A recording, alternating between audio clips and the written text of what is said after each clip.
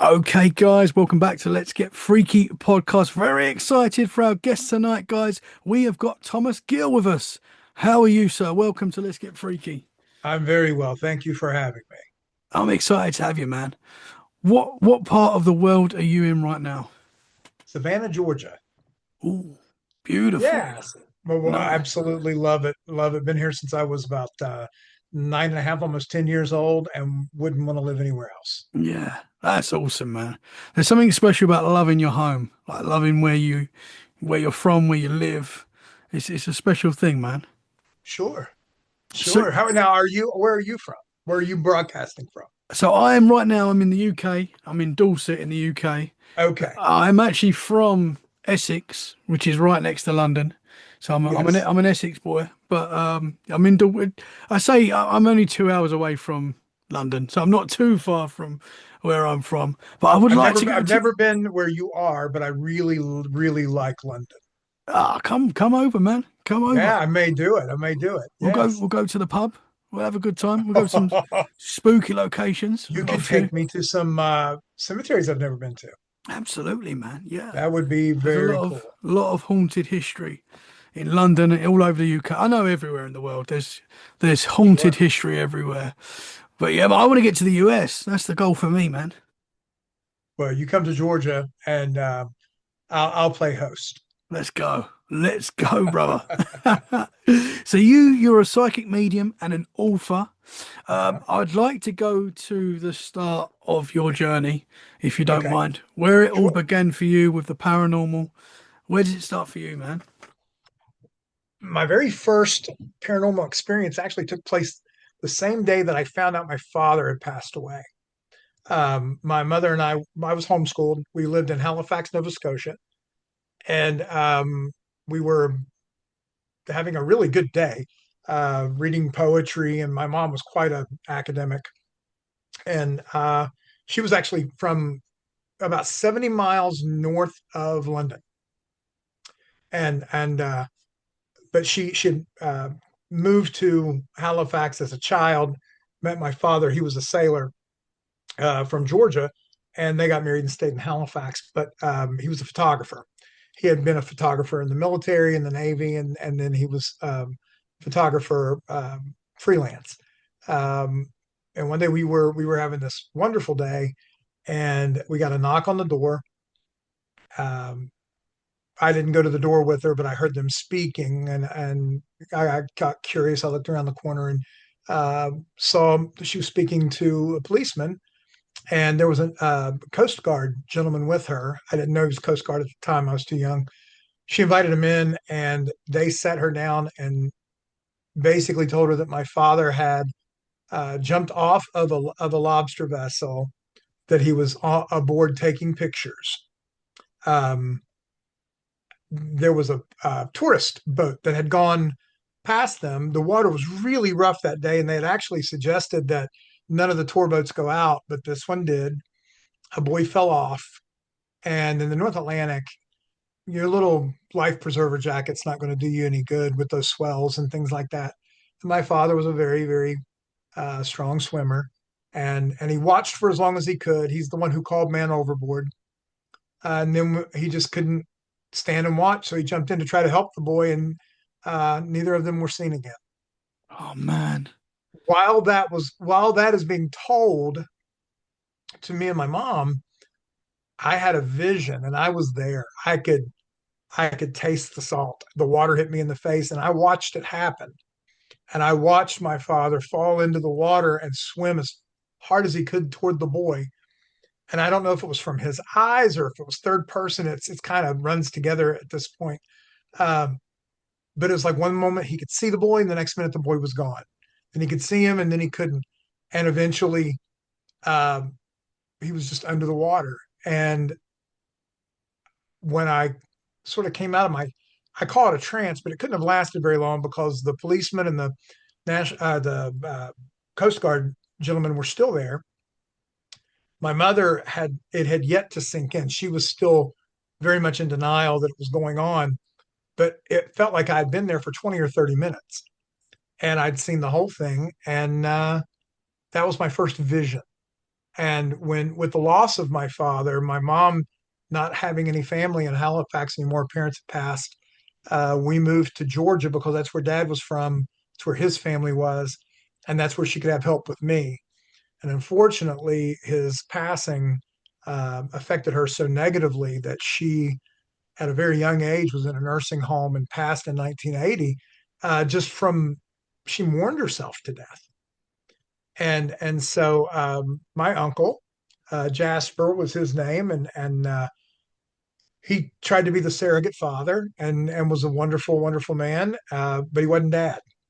And I got very lonely, and um, the story's in the book, but I'm happy to tell it if you want to hear it. Yeah, Um, please. Uncle Jasper was he had a boyfriend, and Jay and Jasper would go collect antiques from all over the country.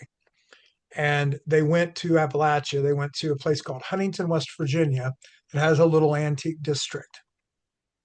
And they learned of a flood that had taken place in the 1930s that had wiped out so much of the the uh, the city. The town was just devastated by this flood. One of the people that died in the flood, and I don't want to give the details on how she died because that is a very big part of the book, but one of the souls that passed was a school teacher named Samantha. Well, unbeknownst to my uncle Jasper, he purchased the water damaged school teacher's desk as an antique to refurbish it, so that I could have something to sit at and do my homework. And I asked him at the time, I said, "Why didn't you just buy me a new one?" The guy had so much money. And he said, "You know what? I don't know. I just felt like I needed to get this for you." And when he finished the refurbishing of the desk and he set everything up in the study, he went, you know how you get the wood, because of the water had bowed a bit, and we couldn't really get it to be flat. So he went and bought one of those big, heavy pieces of glass that you put down on top of the desk. And as he placed it, I saw the reflection of this beautiful woman. And I turned around to see her, and she wasn't there. And I looked back at the desk and could still see her reflection. And I sort of knew what was going on, but I wasn't 100% sure. I knew I think at that time I might have been 11. Um, and I knew she was the prettiest woman I'd ever laid my eyes on. And I knew Jasper didn't see her. And so I didn't say anything, and I waited till he left. And when I spun around to talk to her, she was actually there. And it was, we watch these ghost adventure stories, and we watch people looking for ghosts, and they hope to see the outline of something or a shadow. This woman was as there as you and I are here where we are right now. And she smiled at me because she knew I could see her.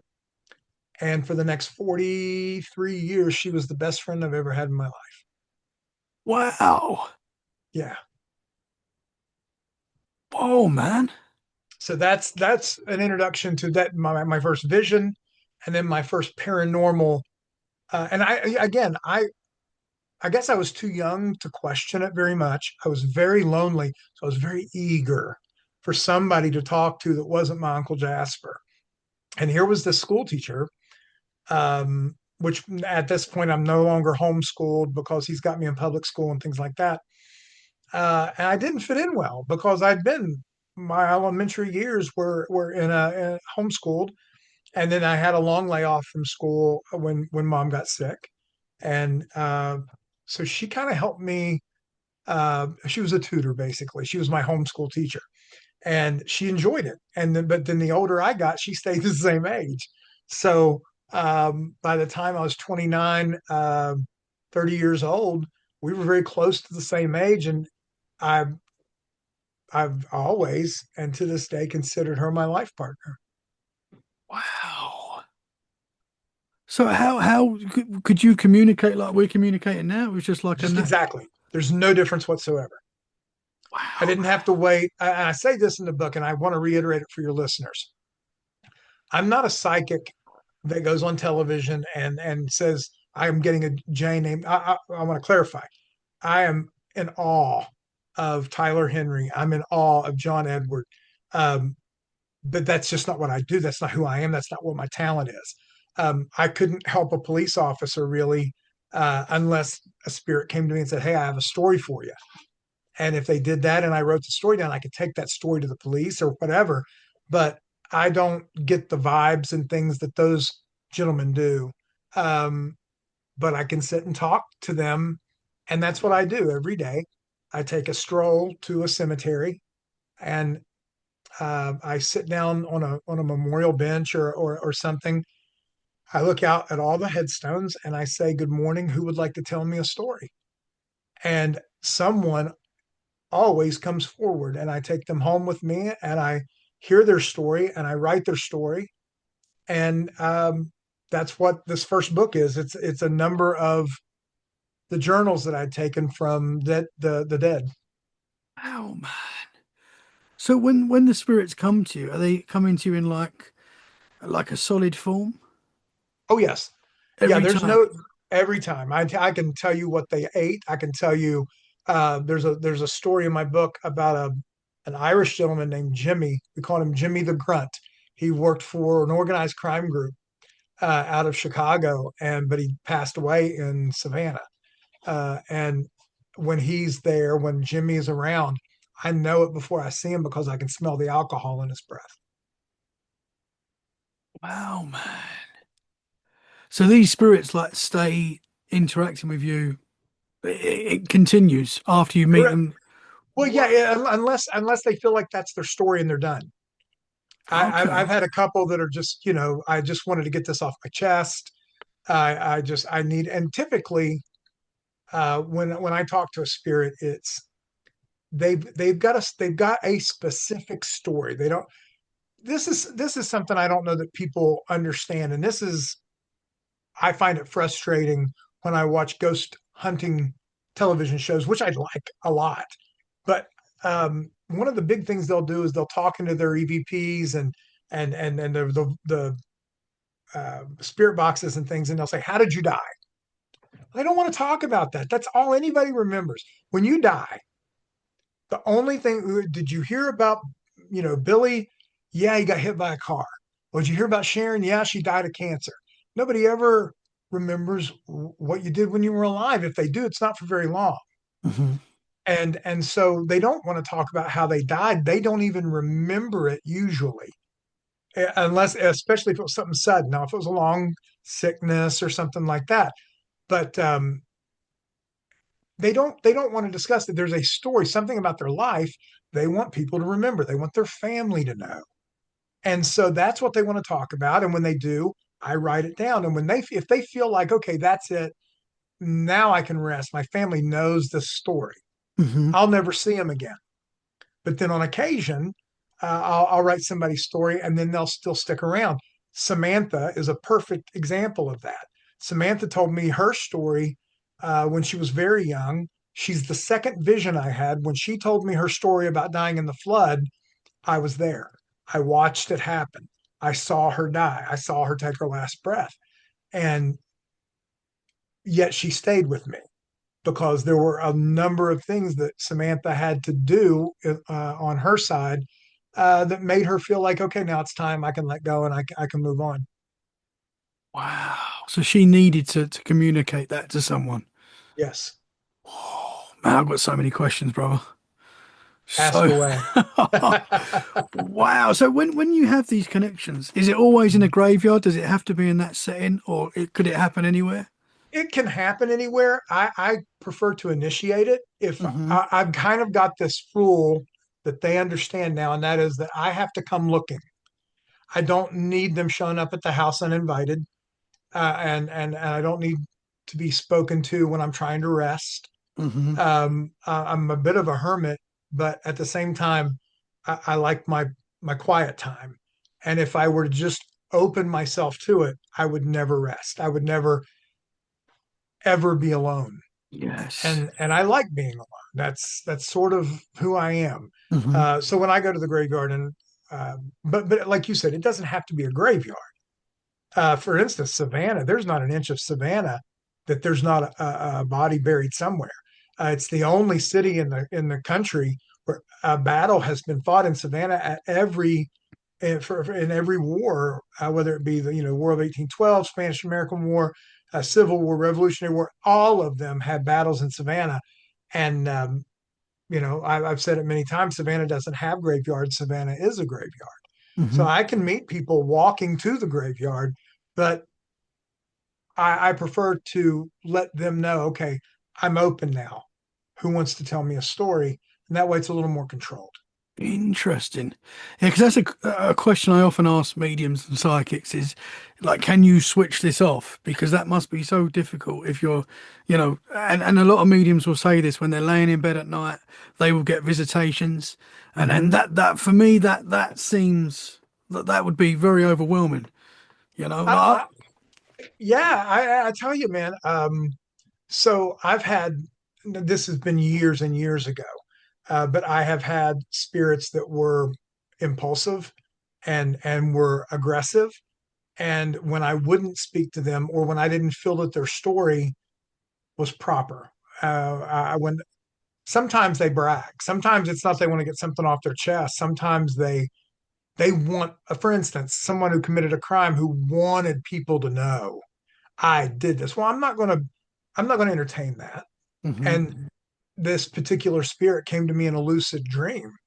It's the first time I've been terrified because I'm in control when I'm awake. But when I'm dreaming, if it's an astral projection or if it's a lucid dream, they have way more control over that side than I do. And I felt very vulnerable and nervous, and I didn't rest well after that. And I actually had to take steps to make sure I didn't have to deal with him anymore. Wow. Can I ask you what happened in that situation? How I took care of it, or what did he do? Yeah, how did that how what happened? So How did so that start? I was asleep one night.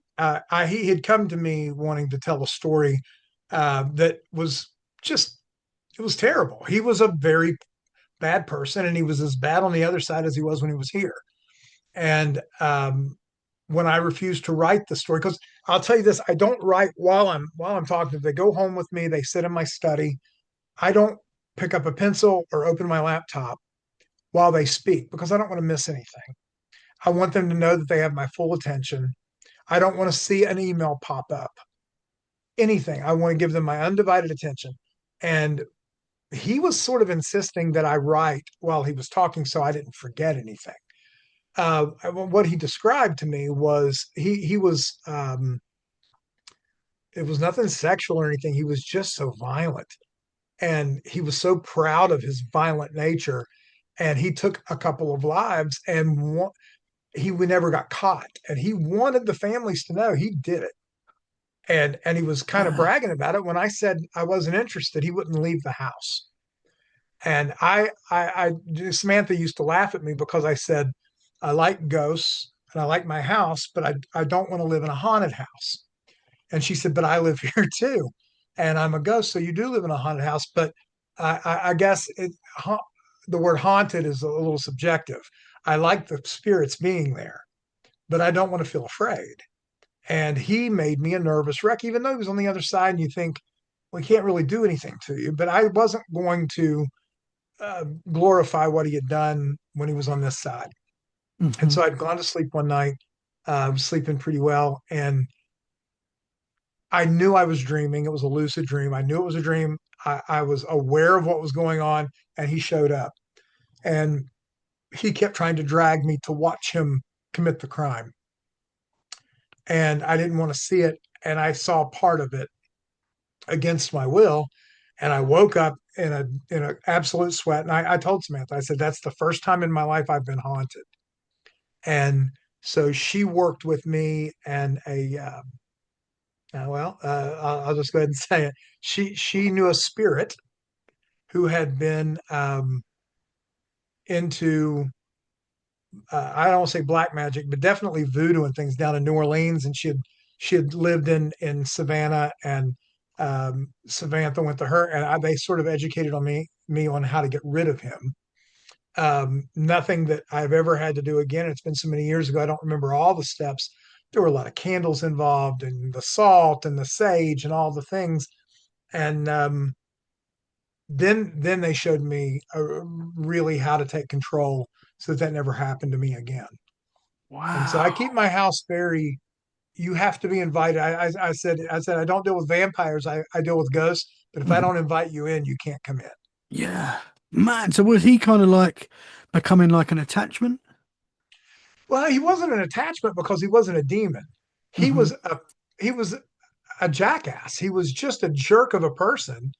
And what he is what he was, and he wasn't going to die and suddenly be a nice dude. Hmm. And so he wanted me to write a story and I wouldn't do it. And he was trying to bully me. Man, he wanted his horrible legacy to be shared. Yes. Oh, man, that is wild. Yeah. How when this began for you, Uh-huh. was it like a gradual thing, like an ability that grew and grew, and you were seeing more and more, or was it like just suddenly like you're seeing spirits and entities every day? No, it's very much a growth thing. It started with Samantha. She introduced me to my great great grandmother, and Wow. I got to meet her, found out that she had also had the gift. And it's in my second book. It's not in my first one yet. My second one comes out in April. Um, but basically, I got to meet the matriarchal side of my father's family, his grandmother, his great grandmother, and things like. And I got to see that they were also gifted. It turned out later, and was one of the reasons I was in London and sort of know your area, is my mother's side of the family was also gifted. So when my mom and my dad came together and had me, I got the best of both worlds. One was more psychic, one was more medium, and I'm sort of the amalgamation of the two. Hmm. Um, but I lost my train of thought. I have to apologize. You were That's okay, asking man. me, I do that every day. Don't worry about but that. So, you were asking me about. Um, I'm just going to let you ask again I because I think can't remember. I lost my lose my trail of thought every day. That's what I say. I've always got a pen in my hand, and I'm Okay, always good. Yeah. so no problem, brother. I mean, that's why that must have been so wild for you at first when you first had this interaction with Samantha. Yes. I know you had visions and stuff, but to Hmm. actually see, Samantha for the first time and be communicating with her. I mean, what was that like? Well, at first I had a bit of a crush. It was just a crush. I had this beautiful 29-year-old woman that was in a blue dress, the same blue dress that she uh, was buried in, Hmm. and dark hair, dark eyes, and I was just old enough to appreciate how pretty she was, and so to have someone to talk to, you know, I don't know how to put it other than it felt very natural. Hmm. And in saying that, I remember what the question was. You were asking me if it was just spirits all over the place all the time, or if it was a growth thing. And it was definitely a growth thing because she was the only one I saw for years. And then she introduced me to my Interesting. great grandmother and my great great grandmother, and they would introduce me to people and to different spirits. And the more comfortable I got, the more I saw them. Um, but it never felt overwhelming. It never came at me. I've heard other mediums say, they can't get the voices to stop. I never had that, but I really attribute a lot to Samantha being, controlling a lot of it for me. She Hmm. was all, I mean, for lack of a better term, she was a spirit guide. And Hmm. I think she really took care of me on the other side as I grew into it. Interesting. Is she still a part of your life today? I wish she were. No. Um, when Samantha passed, it was her she passed with two other she was a school teacher who I'm just going to go ahead and tell the story. It's in the book, but it's fun to read anyway. She had polio as a child, and so she had lost the use of her leg. She had um, not completely, she had braces, and she taught at a school for children who were disabled. It's a one room schoolhouse. on the Guyandotte River in West Virginia. And when the flood happened, people forgot about the one room schoolhouse because it was just the disabled kids. And the river came across, it flooded the school. She and two other kids, one who had a spinal issue, maybe a spinal bifida or something like that, and then another little boy who had polio. The three of them had braces on their legs and couldn't get out. There was another young disabled boy. He had Down syndrome. He led the rest of the class out of the school and up a hill to get away from the water. But because of the braces, the Samantha and the two kids couldn't get out. Samantha went to her grave with such overwhelming guilt that the two kids died, and it was her fault for not leaving the school earlier. She felt like if she'd have made the kids leave just 2 or 3 minutes earlier, everyone would have lived. So even though she told me her story, the reason she stuck around is because she felt like she was responsible for the death of two children. She needed to be responsible for saving two children. And she helped me with in regard to a young lady that had gone missing and that we found, and that was the girl. And I thought, well, she still needs to help the boy. And she informed me that I had been the boy. And when that happened, when she saved the little girl, her mission had been complete and she was able to cross over. Man, that must have been tough for you. It was the hardest thing ever. I had been with her for, like I said, about 43 years. It only happened a couple of years ago. She crossed over a couple of years ago. She's lived in this house with me since before my Uncle Jasper passed away. So I was 11, and I'm definitely much older now. I was born in 1966, and you know, which was still. This is the ironic part, and it's a weird way we think about time. But I Hmm. was born in 66. She died in 37. But to me, she just left. And so it's an odd way of looking at it, but at the same time, it shows you how fragile the veil is Hmm. between Hmm. them and us. Yeah, man. And time on the other side seems to be like from what I'm getting from talking to people like yourself, time on the other side seems to be like irrelevant basically. Time, how we perceive time is very different, would you say? Oh, hello. Hello. Have we froze? Let's pause it for a second. Talking of talking of time, I don't know what happened there, sir. We went into a time slip. Something happened. Something happened. So I was saying time seems to be irrelevant on the other side. Is that kind of what you're saying? Yeah, I believe that 100% because once time is nothing more than a tool for us. It's a Yes. measurement. It's like a yardstick. Hmm. Once we pass over, it's unnecessary. We're not. We measure everything in time. From your first birthday to your 100th birthday. That kind of thing. What time are you going to be late for work? Are you going to be when none of those things matter anymore? When Hmm. you're not trying to keep a schedule, time is Yeah. irrelevant. That sounds nice. Yeah, it does. I'm I very mean, jealous of them. yeah, man. I mean, that must have been so difficult. Samantha's been such a big part of your life, Hmm. and you're kind of like, is soulmates the right word? I think you mentioned something like that at the start. Yeah, I felt like I mean, I feel like I lost Yeah, like you lost your partner. like a wife. I mean, Yeah. she had been there with me since I was a child, but I had no one else. And then I'll just be completely honest with you. Um, it's it's therapeutic for me to write these stories and to talk to these folks because I'm not one who dates. I would never date. I'm not one who could ever see myself getting married because I would forever feel like they were in competition with a ghost. Wow. Yeah. Hmm. I mean, it might, you don't have to share this if you don't want to, but can you describe how she, so she'd already passed and you mentioned like passed on again. Can you describe what Hmm. that process was and did you see it? Yes, I was there. Um, it was a little more difficult than I can even explain. She taught me how to astral project when I was about 13 years old. Matter of fact, I think it was on my 13th birthday.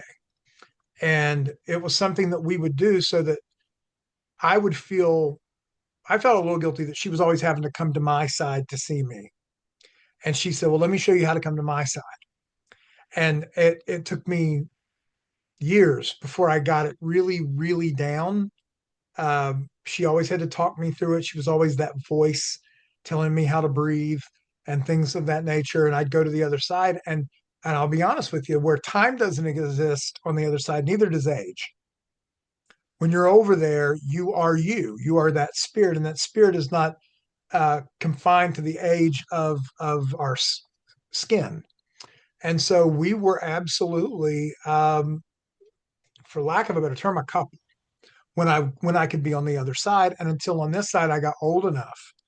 And I think she felt the same way. She wouldn't talk about it much because she knew she was very limited on what she could offer me. Um, but I was projecting when the door opened for her. So I was standing there with her. And when the door opened and she explained to me that I had been the boy, because I protested um, emphatically that I didn't want her to go. And I said, you still have to save a boy. And she said, you were the boy. You had nobody. And this would not have gone well had you stayed by yourself. And I watched her, and it was really funny because she had such peace about it. Um, I could tell she was going to miss me, but I could tell she was ready to go. And when she did, I was the better part of a year that I don't think I left the house other than to maybe go to the grocery. Hmm.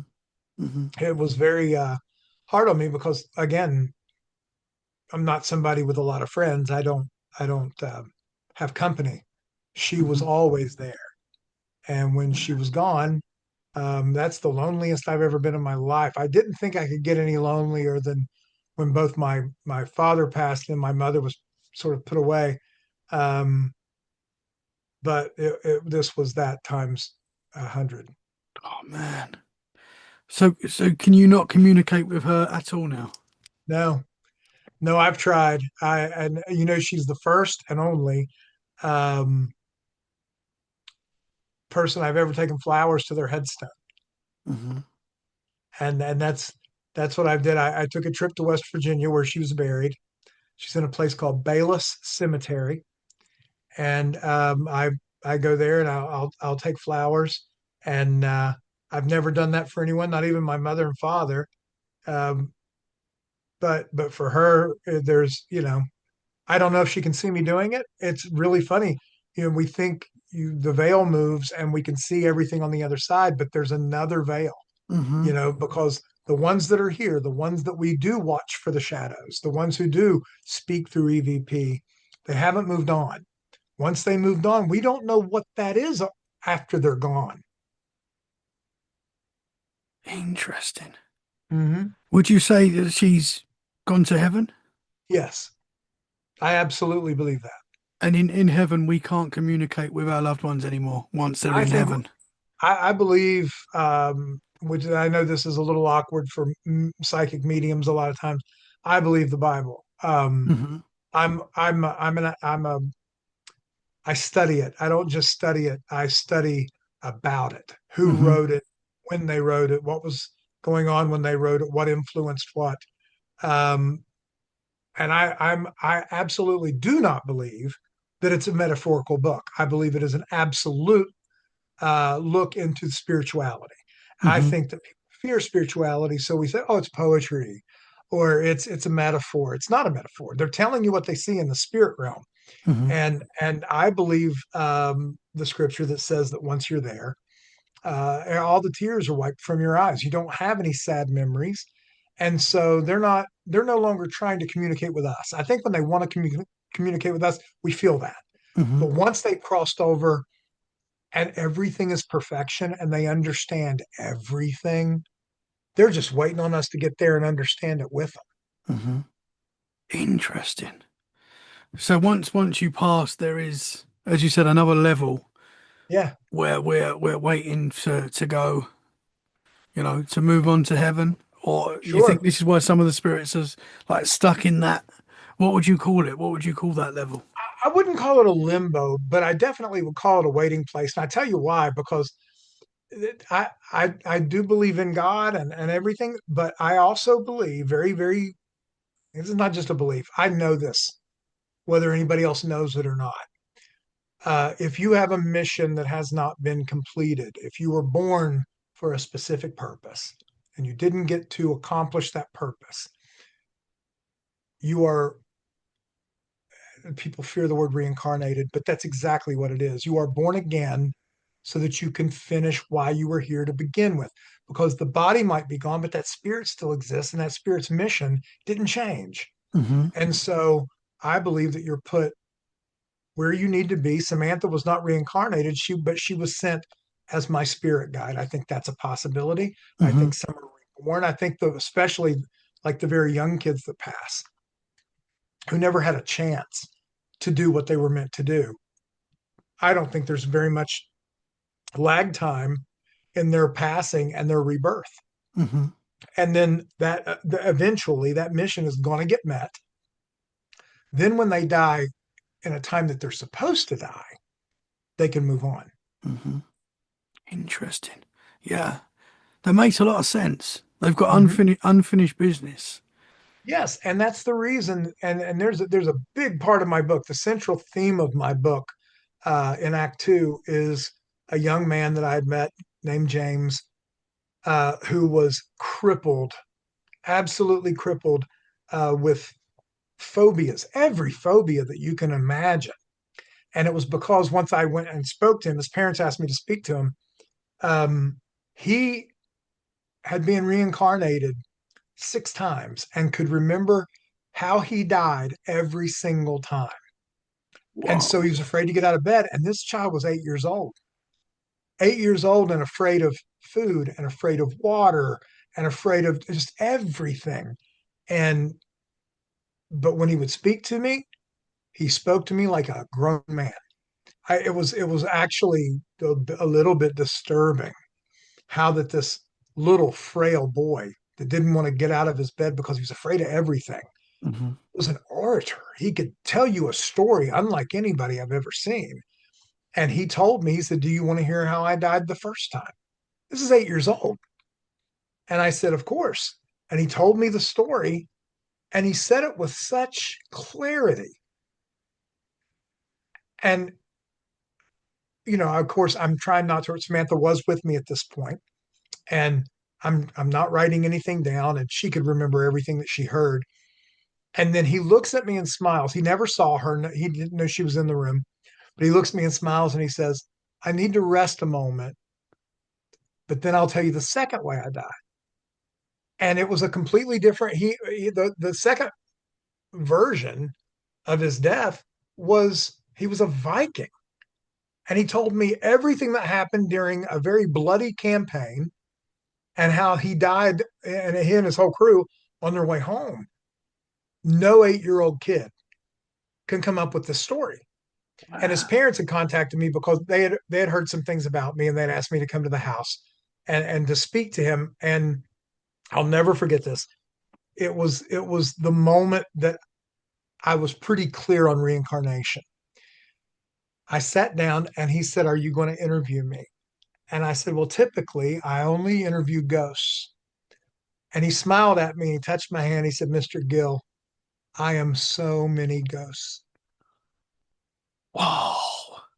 And at And that point, I had to hear. I was there every day for almost 2 weeks. man, an 8-year-old saying something like that, that's Yeah, wild. yeah. Like an old soul. Like Oh, he's yeah. ancient. He wasn't just old, he was ancient. I Whoa. brought in a hypnotist to see him who estimated that if you added up all of his lives, he was about 2,500 years old. Wow. Wow. And he could remember all those lives as well. He could remember the day he died in each life. Wow, man. Gruesome detail. Yeah.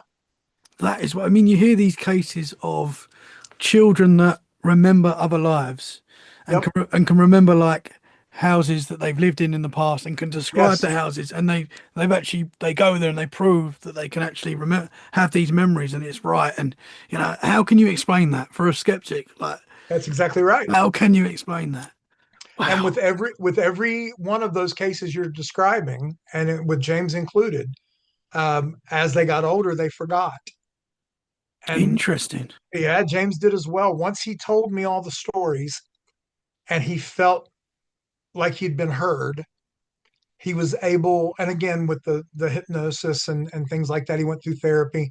The last time I saw him, he remembered me, but he wasn't really interested in talking. He was about 15 years old at that point, and he was like, "Yeah, it's good to see you." But there was no, I didn't see the trauma anymore that Hmm. had been frail and laying in that little bed the first time I met him. Wow, man, so you'd helped him. I'd like to think I helped him, but I think he helped himself. He needed somebody who wasn't going to tell him he was crazy or that he dreamed it. He needed somebody that didn't, disregard the fact he wouldn't eat his food. He was afraid of his food. Hmm. And I didn't say, you need to eat because I asked him, why don't you want to eat? And he would tell me the story on, he was poisoned in one life. And he told me about what happened.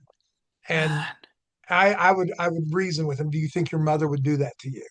Well, no. Well, then eat a little something. And eventually, it got to the point, and then with the hypnosis and the psychotherapy, he bounced back pretty strong. Last I heard, he was playing middle school football or maybe high school football or something like that. Just being a wow, kid. yeah. Oh, that's awesome, man. That Mhm. must be special for you when you can, it's obviously the reason why you're in this position is to help people. Yeah, and again, that's great, and you're right. I'm thrilled that I was able to help him, but I'm in this for the ghosts. Hmm. Hmm. Not the living. I feel like I owe it to those if I'm given the talent to hear and see them Hmm. with the clarity that I do, then my job is to take dictation, Hmm. let them tell their stories, and then put those stories. Now, I've tried for years to put these in a book and get them published and things, and I was never. Maybe I wasn't a good enough writer, or whatever, but I couldn't get a deal. Well, with the birth of Amazon and Kindle and things like that, you self-publish. So I've started now. I've got the first book out. It's called Stories Told to Thomas Gill, and then my second, More Stories Told to Thomas Gill, will be out in April. And then the end of the year, there'll be the third book. And the third book, um, the second book really I visit you in London, and I meet my mother's side of the family. Uh, but in the third book, I actually go out to South Dakota, and I got to go to the Pine Ridge Indian Reservation and speak. Wow. Yeah. The medicine man there, his name is David Swallow. His son is named Quentin. They are medicine men to the both the Lakota and Dakota nations. And they took me to Little Bighorn, and they took me to where, I got to see where Custer died, and I got to see where the massacres took place, and just sit. And now here's something a lot of people don't. I don't speak Lakota, but the spirits did. And so I would listen, and I would tell Quentin and David what I was seeing and what I thought I understood them to say. And then they would try to translate for me what I was being told. So that was that Wow. was a that was a laborious endeavor, but it was very interesting. Yeah, man, for sure. Wow. I'm going to be getting these books, brother. That is for sure. I hope so. I hope you enjoy them. You have to let me know. Yeah, absolutely, man. Super interesting. So I've got to ask you, when you're out, you're in the cemeteries and stuff like that, and you Mhm. see a full-bodied apparition. Uh-huh. Can you always tell that that person is a ghost? Because this is, I know that might sound, I don't know how that might sound, but I've got this thing. If the ghost that I saw when I was a kid in my room, when I was 10 years old, I saw a full-bodied apparition. And I've Uh-huh. seen a lot of weird stuff throughout my life, but this was one time where I got to look at, a man sitting there, full-bodied apparition for a long period of time. This wasn't like a quick glance and it's Right. gone. This was, Right. and it stuck with me obviously for. So it's probably why I do this podcast. To be honest, it's the reason probably that it kick-started it all Well, for me. let me ask you that I'm loving this. So, when you saw him, you say he was sitting. Yes, yeah. He didn't He was in your move. room, Yeah. and did you try to talk to No, I was just very scared. him? Yeah, I just screamed for my mum. and you Uh, didn't recognize him. didn't recognize him. Didn't. I mean, I didn't even think it was a. I was a bit of a scared kid. I was very scared of the Hmm. dark from day one. I'd had this fear of. I always felt like there was something in my room. I know a lot of kids are like that. Monsters under the bed and stuff like that. Sure. And I did see little things when I was a kid, but not like anything substantial that I can say definitely saw a ghost until Right. this moment. Right. So I was around 10 years old when this happened. Me and my brother shared a room. I've shared this many times. I'll share it again. Sorry to the listeners that have heard this, but we had bunk beds, me and my brother, and I was on the top bunk. And I woke up during the night, and I was always, if I woke up during the night, I was scared anyway. If all the lights were off in the house, we grew up in a house where there was a lot of, ghostly activity. Okay. The whole family felt it.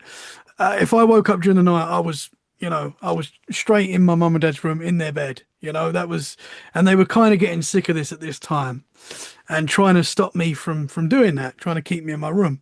I woke up this night and there's a man sitting there in the corner of my room, sitting at my desk, full-bodied apparition. He kind of looked like William Shakespeare. That's how he looked. But I'm not saying it was William Shakespeare. I don't know who it was. I No, don't no, know who no. this. I'm loving this because what that did is that showed you the approximate time that he passed. Interesting. Here's the thing. You asked me, did I know there were ghosts? Hmm. I could ask you, when was this guy alive? And you know now, looking back, that he was an ancient soul. This Hmm. guy did not die day before yesterday. When I see ghosts come toward me, do they look normal? Yeah, they look normal, but I know they're ghosts. I don't know why I know. Maybe it's the way they're moving toward me. People don't approach me the way that the spirits do. Hmm. They're very, very purposeful, and they look like they're walking. They're not floating. There's not clouds around them or anything like that.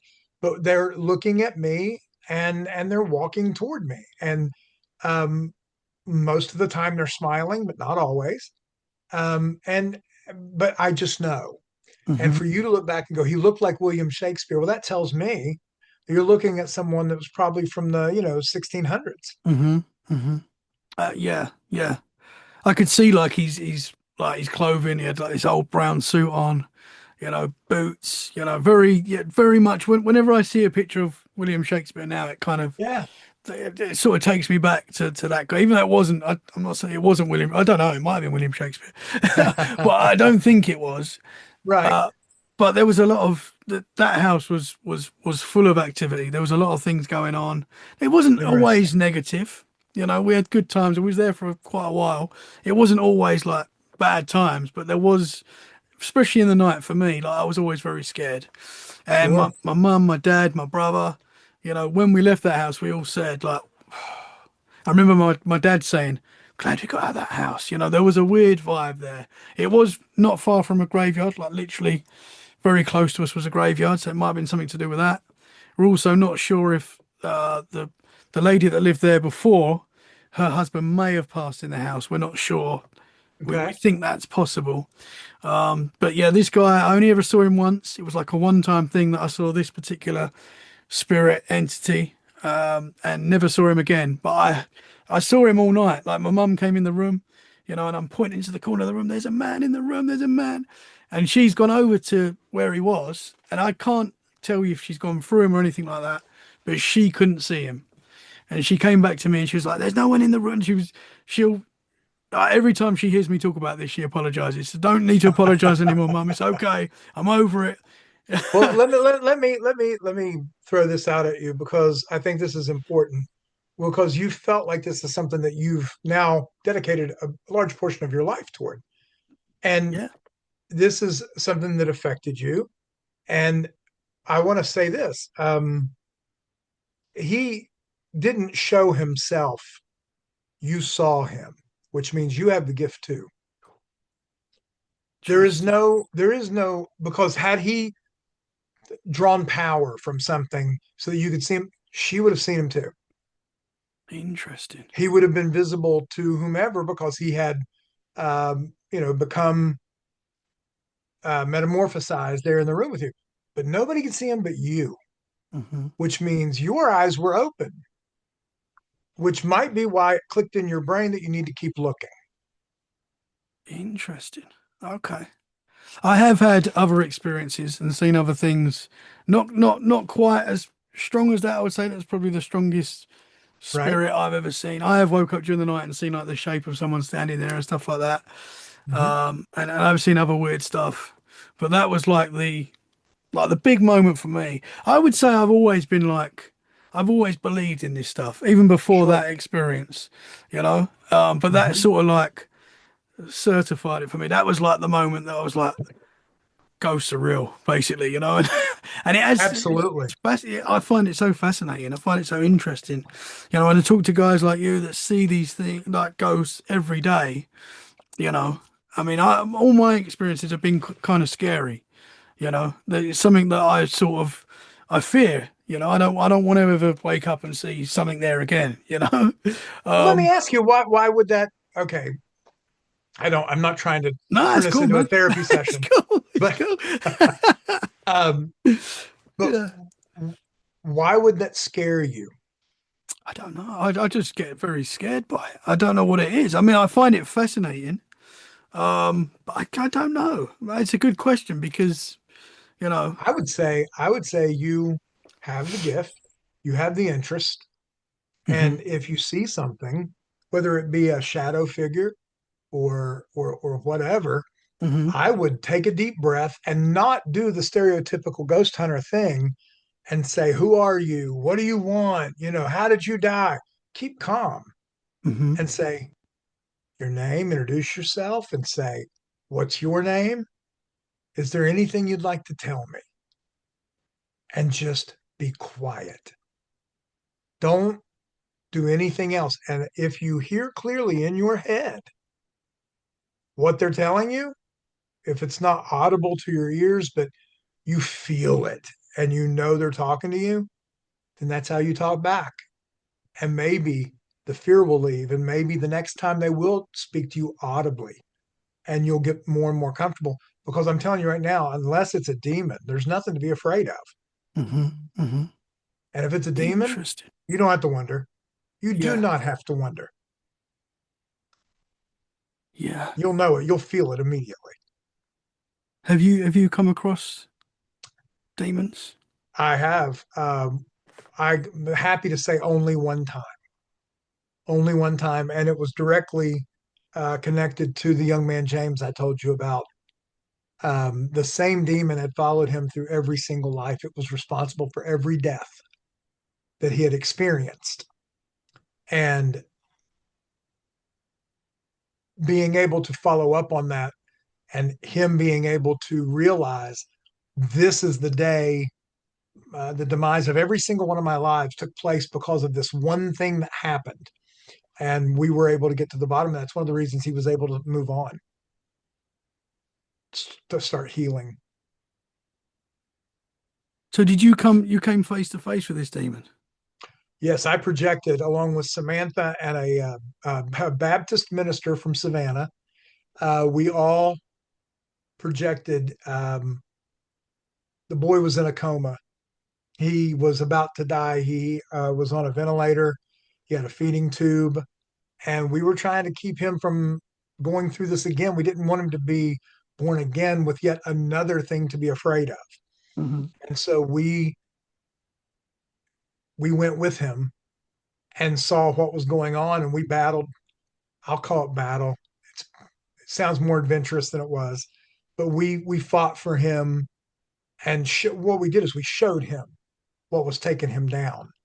And when he realized he was more powerful than it was, and that we were on his side, he became brave, and he ended up coming out of the coma.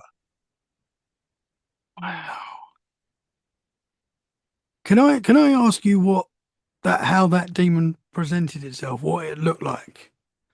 It looked like a really large snake, but it had arms. Um, and it was very it, it was human-ish. Uh, it had facial expressions like a human, but it was very much a reptile, Hmm. and it was angry. It did not start off as this demon thing. It started off as something, an evil person in James's very first life. And I don't want to give anything else away because it is a big part of the book. But by the time when he died, he gave himself over to evil completely, and he looked like a humanoid reptile. And his number one focus in life was to make sure that the spirit that was James never ever completed its missions. And it was just this torture over and over and over again. Hmm. Man, I mean, it definitely feels like in this world, I don't want to go too dark, but it definitely feels like in the world we live in right now, Mm-hmm. there is, I believe, and I know a lot of other people believe, but some people, you know, don't believe this at all. But I think, and I know many others do, that there is like a spiritual battle going on, and I know there always Every has been. Yes, you are 100% correct. Everything that we see in the natural, everything that we watch take place, is the result of the battle that's going on spiritually that we can't see. Hmm. And so, if there's a war, if there is violence, if there is something dark, if there's something good, it is the result of something we can't see Hmm. going on. Yeah. How? I know you said demons are not. You've only encountered one. Mm-hmm. How prevalent are demons in the spiritual world? I know that might be a difficult question. I think demons are very prevalent. Have you ever studied the book of Enoch? I've got it. Where is it? I have got it somewhere. I've just bought it, so I'm So going to. if you get a chance, there's three books you need to read: Book Hmm. of Enoch, the Book of Giants, and the Book of Noah. If you combine that with and then I'll throw this in, although it makes a lot of people uncomfortable. Read the Kabbalah, and you balance all of these histories that the church decided we didn't need to know, Hmm. and then you put it with what we were allowed to know with the Old Testament, the New Testament. Like I said, the Book of Enoch, the books that were not included. And then, although I'm not a Kabbalist, I do believe the history that it gives, because when you read about in Kabbalah the tree of life and the Garden of Eden and everything, it goes directly along with the Book of Enoch. Well, the Book of Enoch was quoted by Peter, by Jesus. So at that time, 2,000 years ago, it was considered contemporary literature that they used as a history book. But for some reason, whether it be the Catholic Church or whether it be whomever, they decided we don't want you to read those books anymore. No more books of giants. No more that. Read them anyway. And what you'll find is, you have these fallen angels that is talked about in every. And this is the other thing that's mind blowing. In every myth on every continent in every age, they have the people that came from the stars, or they have the people that lived on the mountain, and they were bigger than everybody else, and they were stronger than everybody else, and they've been around since time began. Well, guess what?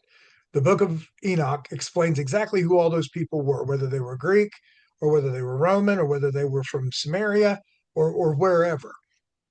And and then this is kind of getting a little theological, but um, if you believe those, then you also believe the Book of Genesis that says that those angels um, made human women their wives. Hmm. Well, if you get the Hebrew, the women did not do it voluntarily. The women were taken. The women were, it was sexual assault by these spiritual beings, and they gave birth to the Nephilim, these giants. Well, it says in the book of Enoch, it explains that when a third of heaven fell, that included angels, unborn spirits, and everything that was in heaven, one third of it fell to the earth. Well, if it's an unborn spirit, that is a spirit that needs a body, right? Well, because the Nephilim were not, um, they didn't have a soul the way we do because of who their fathers were. When the woman would give birth, that gave a body to this unborn spirit. It gave them something to go into. And when they died, it says in the book of Enoch, then when they died, they became an evil spirit. So if you want to know where the demons come from, it's that third of heaven that fell, that were born into the children of the Nephilim.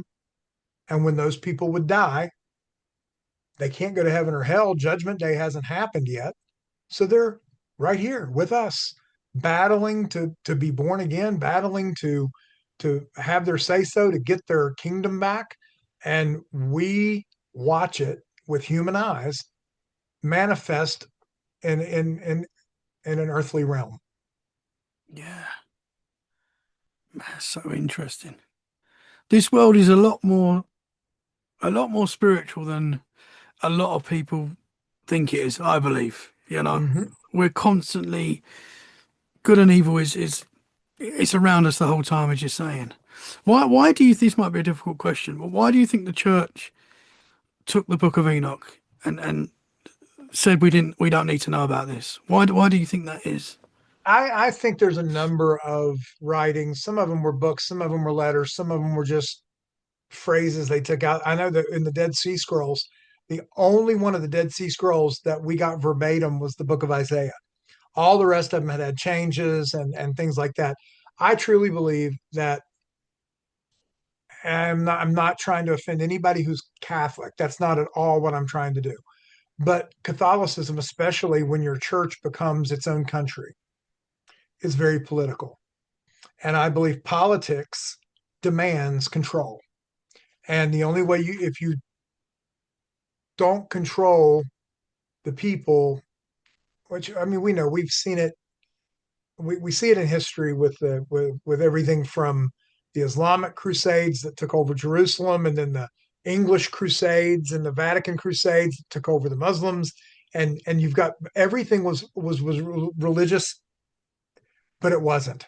It was political. Hmm. It was all political. And I think, with the Spanish Armadas and the Spanish Inquisitions and all of the things that went on, that was all just the politicians' way of controlling people, and they did it. What's the easiest way in the world? You said it when you were little. You were afraid the boogeyman was in the room. Well, if you've got somebody with a long red coat on saying God's going to get you, do it my way or God's going to get you. You'll vote how they tell you to vote. You'll support who they tell you to support. And that's how they ran things back then. Unfortunately, it's still that way today. Hmm. And if people forget that God gave us a free will, and I believe we have a free will, but we have a mission. And I believe that we exist until those missions are fulfilled. And then we get to go where Samantha went. But if I'm locked into the church saying you're not allowed to read this and you're not allowed to read this, that's so that we don't have the power or the um, motivation to argue with them. Hmm. Hmm. The Smithsonian Institute went around to all of this is years ago, but they went around the United States, all the mounds that were in the United States where people said they had found giant skeletons. They collected 42 giant skeletons. We've got the Book of Enoch saying there were giants in the land. We got the Hebrew Bible saying there were giants in the land. The Sumerians, the Epic of Gilgamesh, Gilgamesh was 15 feet tall. So all through all these different religions, we know there were giants. The Hmm. Smithsonian finds 42 skeletons and loses them. They don't want us to know. Why don't they want us to know? knowledge is power, and they try to keep us as weak as possible. Yeah. That's the only thing I can come up with. Hmm. They don't want us to have a spiritual connection with God or No, anything. no, Yeah. if we have a spiritual connection, it's the same reason. A lot of people don't know that the reason Christians were fed to the lions in Rome wasn't because they worshiped a god. That's nonsense. Um, Rome was polytheistic. They welcomed all gods. If you wanted to bring a god, they'd build a temple, they'd collect tithing, they'd collect taxes on it. They had no problem. The word Christian had nothing to do with religion, it was a political movement. They believed that their Messiah was going to come back and take the throne away from Rome. And so that became immediately, if you were a Christian, you were a traitor. And if you were a traitor, you got fed to the lions. Well, it's the same way now. If we claim that our connection spiritually is with God and that God is eventually going to come back or Jesus is going to come back and we're going to have this, we're waiting. The Bible says that the government will never be perfect until it's on his shoulders. Well, they don't want to hear that. They love their power. The nepotism in Washington, D.C. and in London and in Saudi Arabia, the nepotism is mind blowing. Hmm. They don't, those families don't want to give up their power. And so they certainly don't want you or me to believe that there's anybody that's ever going to come and dethrone them. Hmm. And so they minimize the amount of information you and I can get. And if we get it, they tell everybody we're crazy, we're kooks, we're fakes, Hmm. and that Hmm. they should disregard what we say and keep believing what they've been saying for years and years and years, and that is that they have all the power and you're a pawn, and just accept it. Hmm. Hmm. And keep us arguing about all sorts of different topics, Yeah, that's yeah, never going to be resolved. They don't want it to never be going to be resolved. resolved. They don't want it Nope. to be resolved. They want us arguing. They want us, Yes. on social media hating each other. I think that's all Exa- part of the spiritual battle as well. Exactly right. Yeah, man. Brother, interesting stuff. I know certain things about the Book of Enoch. I'd say I've recently purchased it, so I'm gonna be reading it as well. This world is a lot more fascinating, spiritual, amazing that I think the average person often gives it credit for. I agree. I agree completely. Yeah, Thomas, super super interesting stuff, man. I Super appreciate it. interesting. It's great talking to you. This is Oh. it's been a very different question and answer session than what I'm used to on these. This is very nice. Well, I've loved talking to you, man, and I hope it's the first of many conversations because I'm sure we can go down many rabbit holes, and I'd love to hear more of your experiences. I know you've got a lot more, so I'd love to talk to you more, man. But I really Anytime. really enjoyed this tonight, and I'm gonna get the books as well, brother. That is for sure because your story It's on fascinating. Amazon, it's on Kindle, and then in 2 weeks, which I don't know when this is going to air. Today is the second. Hmm. But within the next 10 days or so, it should be on Audible. Oh, awesome, man. Awesome. And I read it. So Ah, you it's get to your hear me voice. tell the stories. Yeah. Awesome, man. You got a cool voice, brother. So that's I appreciate it. perfect. That is Thank you. perfect. Thank you so much for sharing your story, your experiences. Incredible stuff, man. You give me a lot to think about as well. I'm going to go back and watch some more of your shows because I like your stories as well. Thank you. And I like somebody who's sincere. Thank you, man. You don't try to be spooky. You're very curious, and that's refreshing. Yeah, no, thank you very much, man. I'm fascinated by this topic of high strangeness. I'm fascinated Right. by it, and yeah, it's amazing. It's amazing, and so many people have these experiences. So many people, more people have paranormal experiences than don't. I would say. Yes, I agree. So this world is so much more spiritual than, as you say, the powers that be want us to believe it is, because they want to keep us down here. I definitely believe that, man. I believe 100%. it too. Yeah. Yes. But interesting stuff, brother. Thank you so much for your time, man. And let's do this again. Thank I'd love you. to get you back on. Stories told to Thomas Gill, man. Go to Amazon and get it. It's a quick read, and that way, when the new one comes out, you can grab it. Awesome. Awesome stuff, Yeah, brother. Is there a place people can reach you on social media? Where's the best yeah. place to reach you? I'm on Instagram at Stories Told to Thomas Gill, and I'm on TikTok same way. I don't do Facebook, and I don't do some of the others. I do the simple ones, and I'll just be 100% honest. If you have my TikTok, you also have my Instagram. It's the same things back and forth. And I want to say this because I don't want to feel like I'm trying to mislead anybody. The pictures of me that you see on Instagram and on TikTok are AI renditions of me. I don't show my face, and I haven't shown it tonight. And there's a good reason why. And that is, I travel the country and I go to these cemeteries. I go to New Orleans a lot. I go to, I live in Savannah. I told you I go out west. I've been to London. I'm doing all these different places. And if I become, I have no interest in celebrity. I have no interest in that at all. I want you to read my books, but I don't care if you know I wrote them.